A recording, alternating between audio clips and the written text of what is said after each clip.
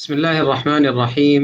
الحمد لله رب العالمين، أفضل الصلاة وأتم التسليم على نبينا محمد وعلى آله وصحابته أجمعين. سبحانك لا علم لنا إلا ما علمتنا إنك أنت العليم الحكيم، وبك اللهم نستعين. اللهم افتح بخير واختم بخير واجعل عواقب أمورنا إلى خير يا رب العالمين. Syukur kepada Allah Subhanahu wa taala atas bagi kita jumpa hari ini dengan buku Al-Imam An-Nawawi yang bernama Riyadhus Salihin, dan kita dah sampai bab yang ketujuh, Babul Yaqini wat Tawakkul. بالأسانيد الصحيحة المتصلة للإمام النووي أنه قال في كتابه رياض الصالحين، قال باب اليقين والتوكل.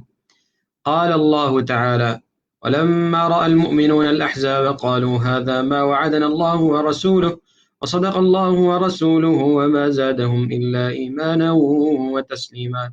وقال تعالى: الذين قال لهم الناس إن الناس قد جمعوا لكم فاخشوهم فزادهم إيمانا وقالوا حسبنا الله ونعم الوكيل. فانقلبوا بنعمة من الله وفضل لم يمسسهم سوء واتبعوا رضوان الله والله ذو فضل عظيم. وقال تعالى: وتوكل على الحي الذي لا يموت. وقال تعالى: وعلى الله فليتوكل المؤمنون. وقال تعالى: فإذا عزمت فتوكل على الله. قال: والآيات في الأمر بالتوكل كثيرة معلومة. وقال تعالى: ومن يتوكل على الله فهو حسبه. قال: أي كافيه. وقال تعالى: إنما المؤمنون الذين إذا ذكر الله وجلت قلوبهم وإذا تليت عليهم آياته زادتهم إيمانا وعلى ربهم يتوكلون. والآيات في فضل التوكل كثيرة معروفة. بسم الله الرحمن الرحيم. قال المصنف رحمه الله تعالى ونفعنا به وبعلومه في دارين يا رب العالمين. Bab pada menyatakan al-yakin dan at-tawakkul. Firman Allah Ta'ala maksudnya, dan pada masa orang-orang yang beriman melihat tentera Al-Ahzab, berkatalah mereka, inilah yang telah dijanjikan Allah dan Rasulnya kepada kami, dan benarlah apa yang telah dijanjikan Allah dan Rasulnya. Dan angkatan tentera musuh yang mereka lihat itu tidak memberi sebarang kesan kepada mereka selain daripada menambahkan iman dan penyerahan diri mereka bulat-bulat kepada Allah. Ya, so maknanya Al-Imam Nawawi dia nak bagi tahu kepada kita daripada ayat ni, tawakal atau fadilat tawakal itu, kalau semua orang dia ikut tawakal kepada Allah Subhanahu wa taala, dia akan menambahkan iman. Okey, wa ma zadahum illa imanan wa taslima. Naam. Ayat yang kedua, firman Allah Ta'ala maksudnya, mereka juga ialah yang diberitahu oleh orang-orang yakni pembawa berita kepada mereka bahawa kaum kafir musyrik telah mengumpulkan tentera untuk memerangi kamu. Oleh itu hendaklah kamu gerun kepadanya. Maka berita itu makin menambahkan iman mereka, lalu berkata, cukuplah untuk menolong kami, dan ia sebaik-baik pengurus yang terserah kepadanya segala urusan kami. Setelah pergi mengejar musuh, mereka kembali dengan mendapat nikmat dan limpah kurnia dari Allah. Mereka tidak disentuh oleh sesuatu bencana pun, serta mereka pula menurut keredaan Allah, dan ingatlah Allah mempunyai limpah kurnia yang amat besar. So maknanya apa yang akan tolong kita untuk tawakal itu adalah hasbunallahu wa ni'mal wakil. So Allah sebutkan dia di sini. Ramai orang dia akan tanya, macam mana kita dapat tawakal? Macam mana kita menguatkan tawakal kepada Allah Subhanahu wa taala? Cara dia apa yang Allah Subhanahu wa taala ajar kita. Ajar kita untuk sebutkan hasbunallahu wa ni'mal wakil. Okey? Hasbuna maknanya macam serahkan semua urusan kita, semua tadbir kita kepada Allah Subhanahu wa taala. Qada dan qadar akan datang daripada Allah Subhanahu wa taala. Itu maksudnya. Naam. Dan firman Allah Ta'ala maksudnya, dan berserahlah engkau kepada Allah Tuhan yang hidup, yang tidak mati. Dan firman Allah Ta'ala, Allah Subhanahu wa taala Al-Hayy, dia yang hidup setiap hari sama dengan kita. Bila-bila mana-mana kita minta daripada Allah Subhanahu wa taala itu cukup. Dan ini sifat al-hayat, semua sifat yang lain dia akan termasuk di dalam sifat Allah Subhanahu wa taala itu adalah al-hayat. Okey. Dan firman Allah Ta'ala, maksudnya, dan jika sudah demikian kepada Allah, sahajalah hendaknya orang-orang yang beriman itu bertawakal. Ya, Dan at-tawakkul itu adalah satu sifat untuk orang yang beriman. Sesiapa yang dia selalu tawakal kepada Allah Subhanahu wa taala, Allah akan memberi dia iman. Dia akan dapat. Orang yang beriman sahaja, selalu dia akan membuatkan takwa kepada Allah Subhanahu wa taala. Naam.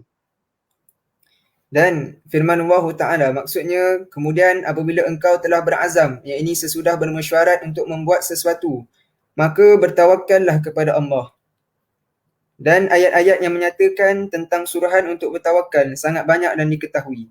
Dan firman Allah Ta'ala, maksudnya, dan ingatlah sesiapa berserah diri bulat-bulat kepada Allah, maka Allah cukuplah baginya untuk menolong dan menyelamatkannya. Iaitu cukuplah baginya. Dan Ya, firman Allah cukuplah. Ta'ala, Sebab semua orang dia akan plan. Semua orang bukan yang sama. Ada orang yang baik, ada orang yang tak baik. Ada orang yang lebih pandai pada kita. Planning mereka lebih kuat atau lebih intelligent pada planning kita. Tapi terakhir sekali Allah yang atas semua. Okay, so kita diperlukan untuk tawakal kepada Allah Subhanahu Wa Taala sebab Allah akan cukupkan kepada kita. Naam. dan firman Allah Ta'ala, maksudnya, sesungguhnya orang-orang yang beriman itu, yakni yang sempurna imannya, ialah mereka yang apabila disebut nama Allah dan sifat-sifatnya, gementarlah hati mereka. Dan apabila dibacakan kepada mereka ayat-ayatnya, menjadikan mereka bertambah iman, dan kepada Tuhan mereka jualah mereka berserah. Dan adapun ayat-ayat pada menyatakan keutamaan tawakal itu sangat banyak dan diketahui. Dan adapun hadis-hadisnya adalah, Okey, so maknanya ayat yang terakhir yang Al-Imam An-Nawawi dia sebutkan dia di sini, ni ayat ni yang paling penting sebenarnya. Kenapa? Sebab Allah Subhanahu Wa Taala berfirman innamal mu'minun. Innama di dalam bahasa Arab dia akan memberi makna pastikan. Okey, kalau Allah Subhanahu Wa Taala sebutkan innama itu pasti. Okey, satu, innamal mu'minun alladzin yang. So Allah Subhanahu Wa Taala sebutkan di sini adalah 3 sifat atau 3 benda. Kalau semua orang yang beriman dia membuatkan dia, semuanya dia akan dapat iman di dalam hati. Yang pertama, idza dzukirallah. Kalau sebutkan nama Allah Subhanahu Wa Taala atau zikir kepada Allah Subhanahu Wa Taala atau satu orang dia menakutkan dia pada Allah Subhanahu Wa Taala, hati dia akan gerak, dia akan takut pada Allah Subhanahu Wa Taala. Ini sifat yang pertama. Sifat yang kedua, idza tuliyat alaihim ayatuhu. Kalau dia dengar ayat Allah Subhanahu Wa Taala, Al-Quran itu adalah Al-Quran, dia akan menambahkan iman. Ini yang kedua. Yang ketiga, tawakal kepada Allah Subhanahu Wa Taala. So maknanya 3 sifat. Kalau kita nak tahu kita beriman kepada Allah Subhanahu Wa Taala, iman kita kuat atau tidak, tengok pada 3 sifat ni. Kalau dah ada 3 sifat itu, maknanya kita orang beriman. Kalau 3 sifat ni tak ada, maknanya tak ada lagi. نعم.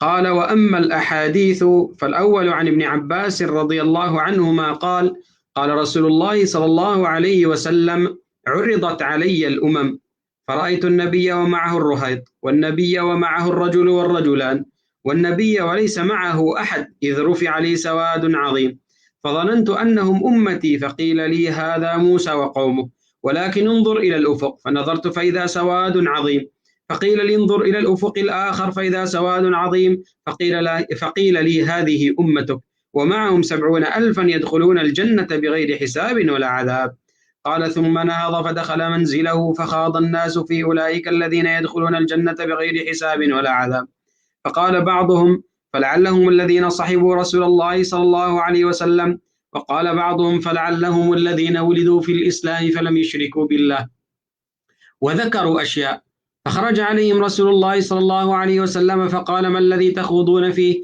فأخبروه فقال هم الذين لا يرقون ولا يسترقون ولا يتطيرون وعلى ربهم يتوكلون فقام عكاشة بن محصن فقال ادعوا الله أن يجعلني منهم فقال أنت منهم ثم قام رجل آخر فقال ادعوا الله أن يجعلني منهم فقال سبقك بها عكاشة متفق عليه الرهيط بضم الراء تصغير رهط وهم دون 10 أنفس والأفق الناحية والجانب وعكاشة بضم العين وتشديد الكاف وتخفيفها والتشديد أفصح. Maksud hadis pertama daripada Ibn Abbas radhiyallahu anhuma. Beliau berkata bahawa Rasulullah sallallahu alaihi wasallam bersabda, telah diperlihatkan kepadaku umat-umat manusia. Aku melihat seorang nabi yang diiringi oleh sekelompok orang. Seorang nabi bersama satu orang dan dua orang. Dan nabi yang seorang dirinya sahaja tanpa disertai oleh seorang pun. Tiba-tiba diperlihatkan kepadaku umat yang jumlahnya banyak. Ulama kita mereka bincang pasal hadis ni. Rasulullah dia lihat benda ni atau berlakuan yang di sini di depan mata dia macam di dalam hakikat. Ni satu opinion mereka kata tak, ni di dalam mimpi. Dia Rasulullah dia memimpikan dia. Yang ketiga ada satu ulama dia kata ni masa yang Isra dan Mi'raj. So kita tidak tahu ni bila berlaku atau Rasulullah dia akan dapat atau ni akan berlaku dekat hari akhirat, Allahu alam. Tapi ni satu tanda untuk yaumul qiyamah, hari akhirat nanti ummah Rasulullah dia yang paling besar. Dia akan bagi tahu dalam hadis. Naam. Aku mengira mereka itulah umatku. Maka dikatakan kepadaku, ini adalah Musa dan kaumnya. Tetapi lihatlah kepada ufuk itu. Aku melihat umat yang jumlahnya begitu besar. Maka dikatakan kepadaku, inilah umatmu. Dan bersama dengan mereka 70,000 orang yang masuk syurga tanpa hisap dan tanpa azab. Kemudian baginda bangkit dan masuk ke dalam rumahnya. Para sahabat ramai membicarakan orang-orang yang akan masuk syurga tanpa hisap dan tanpa azab itu. Sebahagian mereka mengatakan, barangkali mereka adalah orang-orang yang dilahirkan dalam Islam. Jadi mereka tidak pernah menyekutukan Allah sedikit pun. Ada pula di antara mereka yang menyebut tafsiran yang lain. Kemudian Rasulullah SAW keluar menemui mereka dan bersabda, apa yang kalian bicarakan? Mereka pun menceritakan kepada baginda. Setelah mendengar tentang itu, maka Rasulullah SAW bersabda, mereka adalah orang-orang yang tidak meruqyah dan tidak minta diruqyah. Tidak pernah berbuat tatayur, yang ini meyakini nasib buruk berdasarkan arah terbang burung, suara burung. Dan mereka hanya bertawakal kepada Allah. Ukashah bin Mihsan al-Asdi segera berdiri dan berkata, doakanlah kepada Allah supaya menjadikan aku daripada kalangan mereka. Rasulullah SAW bersabda, engkau termasuk dalam kalangan mereka. Dan berdiri seorang yang lain dan berkata, doakanlah kepada Allah agar dia menjadikan saya termasuk dalam kalangan mereka. Maka baginda menjawab, engkau telah didahului oleh Ukashah. Adalah bentuk tasghir daripada perkataan ar-rah tu, iaitu sekumpulan orang yang kurang daripada 10 orang. Okey, jazakallah khairan Syekh Adib. Okey, so di sini maknanya 70,000 orang yang mereka akan masuk syurga tanpa azab dan tanpa hisab, itu adalah yang dia ada empat sifat. Okey. Di dalam hadis ni muttafaqun alaih, Al-Bukhari dan Muslim adalah 4. Tapi ada satu hadis atau satu riwayat yang Rasulullah dia sebutkan 5, bukan 4 sahaja. Okey. Yang pertama, alladzina la yarqud, mereka tak membuatkan ruqyah. Okey. Kalau satu orang dia datang dan dia minta ruqyah daripada dia tak buat ruqyah itu. Kenapa? Sebab ruqyah itu dia akan kurangkan tawakal kepada Allah Subhanahu Wa Taala. Ni satu. 2, qala wala yastarqun, dan mereka tak minta daripada orang lain untuk membuat ruqyah kepada diri sendiri. So maknanya apa cara dia di sini? Apa solution dia di sini sebenarnya?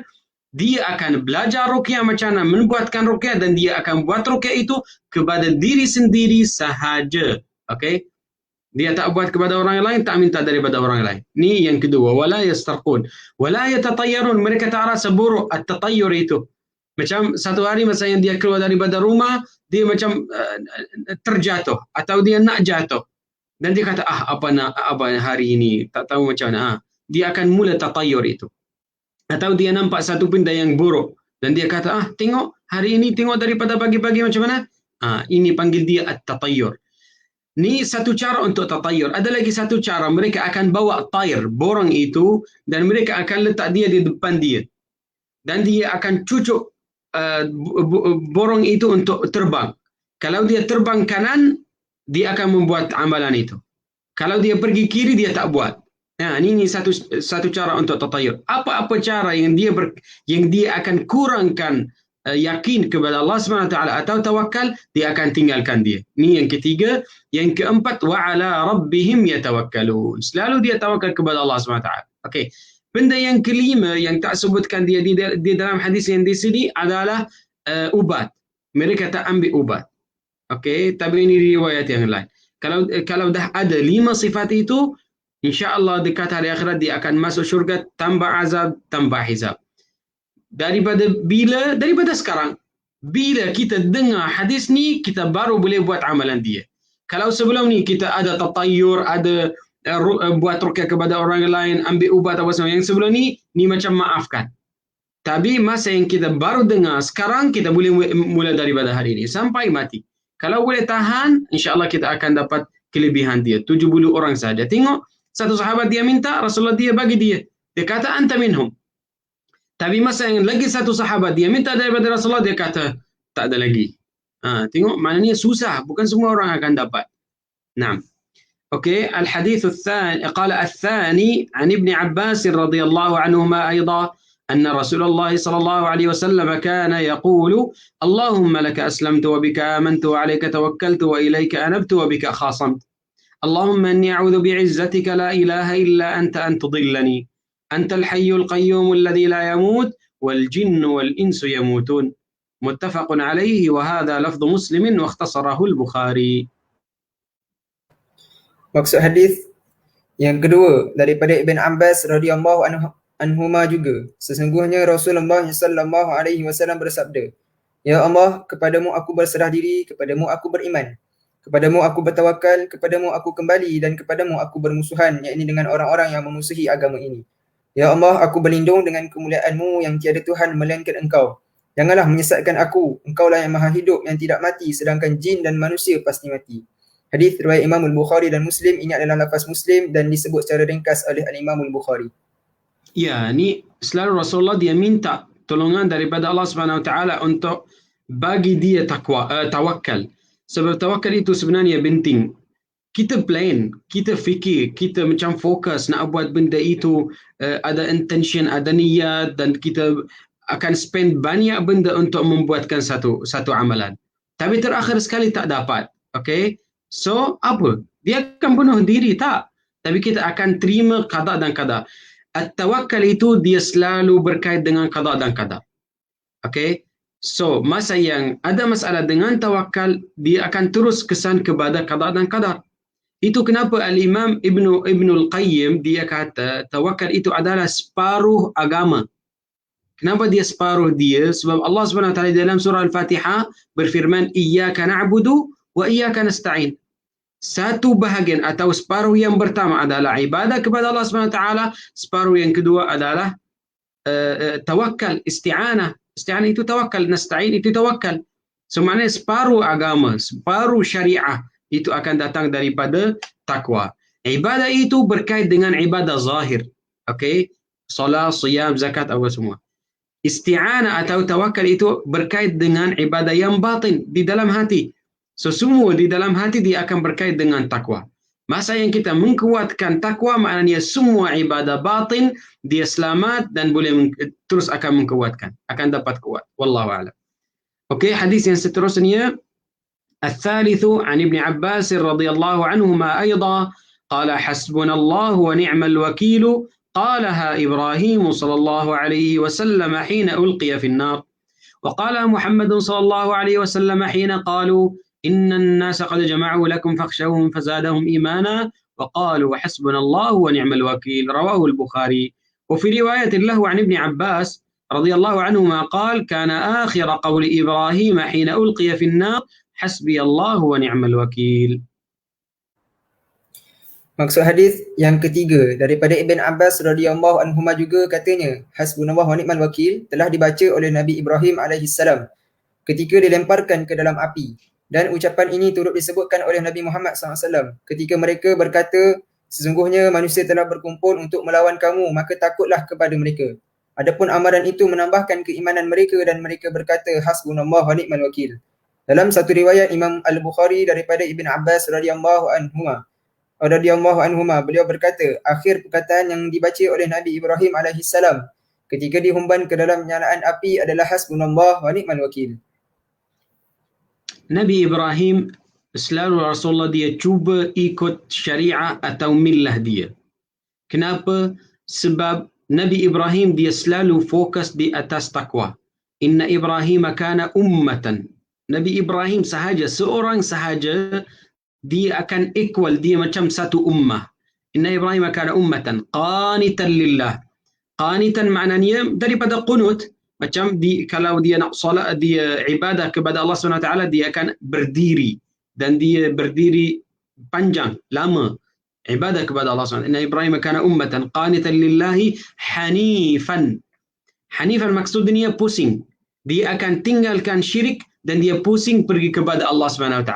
Semua amalan dia akan pergi kepada ikhlas kepada Allah SWT sahaja, tidak syirik dengan sesiapa atau apa-apa benda. Okey, inna kana ummatan qanitan lillahi hanifan wa lam yakun minal musyrikin. Dia tak ada syirik. Kenapa? Sebab kalau dia tawakal kepada Allah SWT, maknanya dia akan tawakal kepada Allah SWT. Serahkan diri, tak fikir banyak, dia akan ambil sebab, tak ada masalah. Dia akan ambil sebab, ambil berat sikit, tapi bukan yang semua hal dia akan dia akan tawakal kepada Allah SWT. Contoh dia di sini, dia kata hasbunallah wa ni'mal wakil, masa yang dia terbang, masa yang orang kafir dia baling dia, dan dia akan masuk di dalam api itu yang besar, yang tidak ada satu orang dia akan anggapkan macam mana dia besar. Saya akan bagi satu contoh sahaja. Di dalam zaman mereka, kalau satu perempuan yang kafir, kalau dia hamil, dia kata kalau Allah, dia kata macam tu, walaupun dia tak percaya dengan Allah SWT, dia kata kalau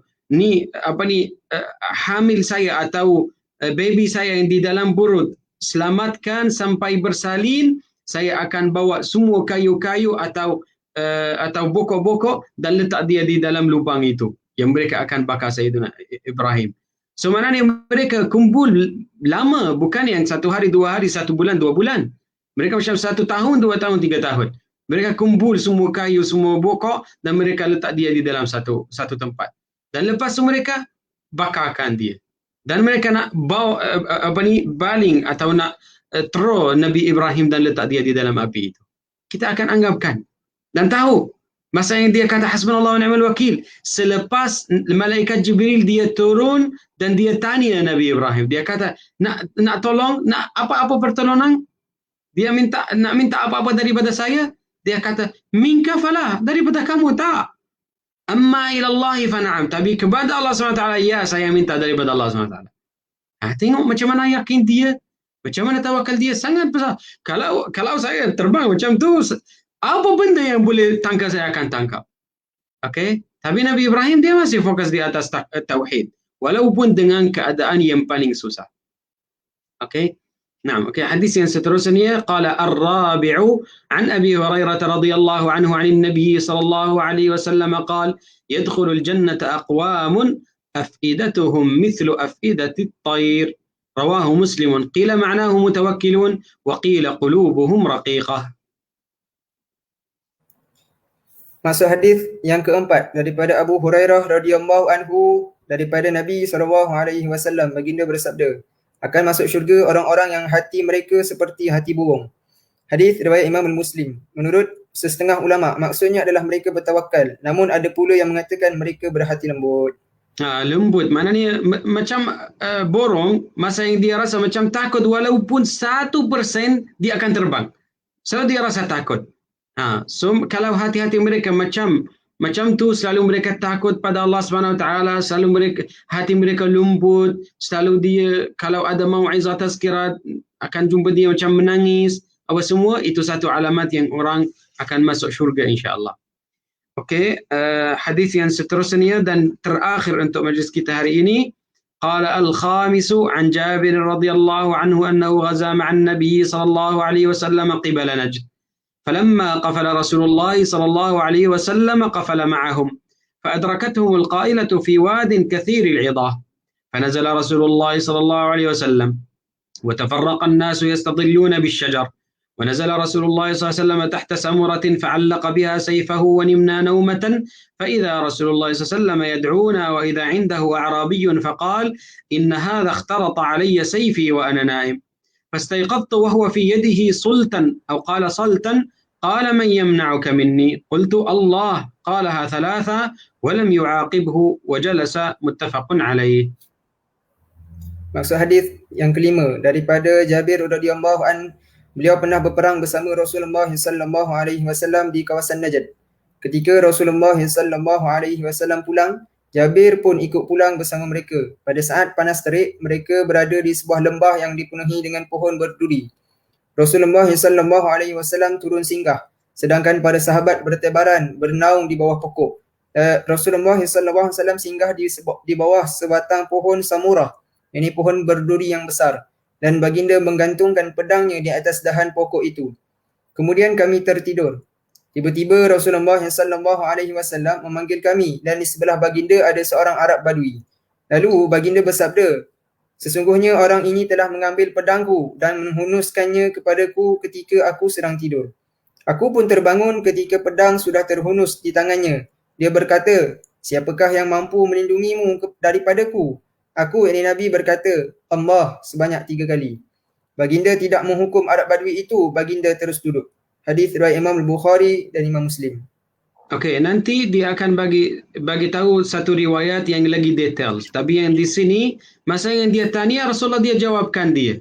Okey, apa berlaku selepas dia? Orang Badui itu, dia macam takut dan pedang itu dia jatuh daripada tangan dia. Walaupun pedang itu yang Rasulullah punya. Tapi semua orang sahabat mereka tidur, Rasulullah tidur, tapi tiba-tiba dia datang. Okey. So maknanya yang di sini masa yang Rasulullah dia jawabkan dia Allah, perkataan Allah dia berkait dengan takwa yang ada di dalam hati. Kalau satu orang dia jawabkan Allah dan tidak ada yakin di dalam hati, so tidak ada manfaat dengan perkataan Allah atau jawapan itu. So maknanya kena berkaitkan dia dengan takwa atau dengan yakin yang ada di dalam hati. Okey. Qala wa fi riwayatin qala Jabir radhiyallahu anhu kunna ma'a Rasulillah sallallahu alaihi wasallam bi dhatir riqa'. Fa idza atayna 'ala shajaratin dhalilatin taraknaha li Rasulillah sallallahu alaihi wasallam faja'a rajulun min al-mushrikeen wa sayfu Rasulillah sallallahu alaihi wasallam mu'allaqun bis-shajarati fakhtaratahu faqala takhafuni qala la qala man yamna'uka minni qala Allah. Dalam satu riwayat, Jabir berkata, kami bersama Nabi SAW dalam perang Zatul Riqa'. Ketika kami mendapati sebatang pohon yang rendang, kami membiarkannya untuk Rasulullah SAW untuk bernaung di bawahnya. Maka datanglah seorang musyrik ketika pedang Rasulullah SAW digantung di atas pokok itu. Dia kemudian menghunus pedang itu lalu berkata, kamu takut kepadaku? Baginda menjawab, tidak. Dia berkata, siapa yang mampu melindungimu daripadaku? Baginda menjawab, Allah. So tengok Al-Imam Nawawi dia sebutkan lagi satu riwayat yang lagi spesifik. Dia di sini dengan riwayat yang kedua dia kata orang Badui itu adalah orang musyrik. Dia kafir bukan mukmin, ni satu.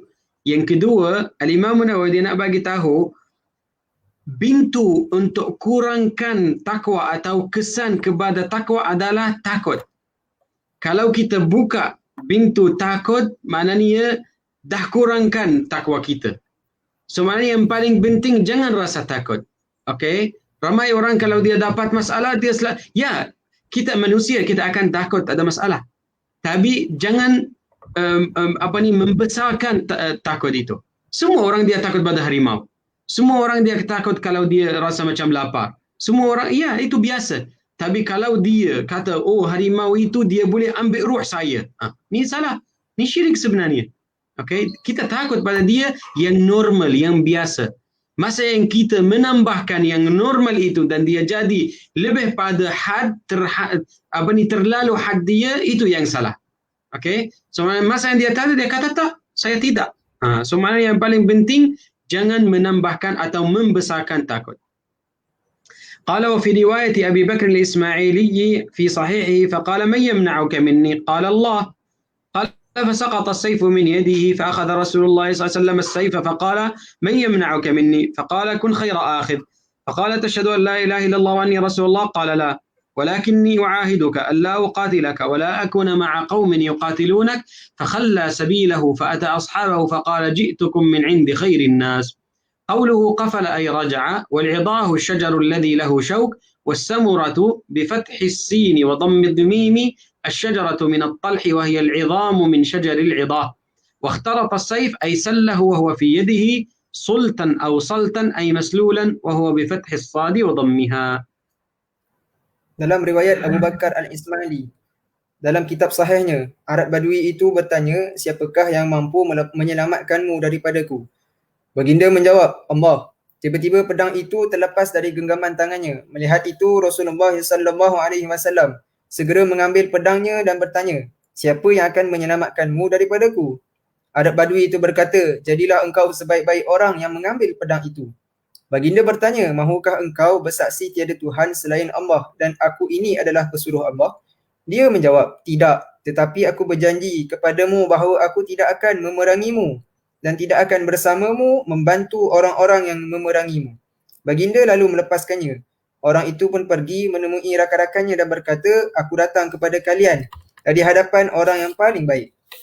Ya, so maknanya ni riwayat yang ketiga yang lagi details, dia kata dia macam terbalik.